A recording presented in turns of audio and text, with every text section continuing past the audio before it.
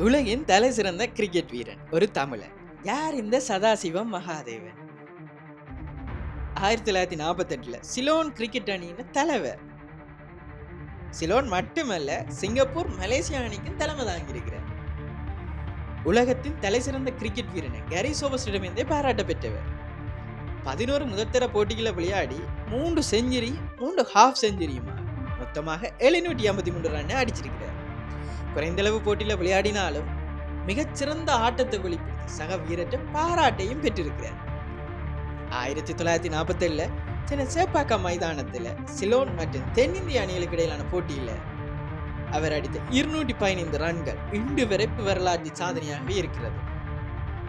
1951 இவரது மனைவி கொலை செய்யப்பட்ட வழக்கில் கைது செய்யப்பட்டு பின்னர் விடுவிக்கப்பட்டாராம்.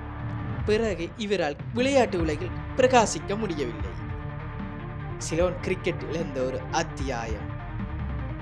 சதா என்கின்ற சதாசிவம் மகாதேவ்.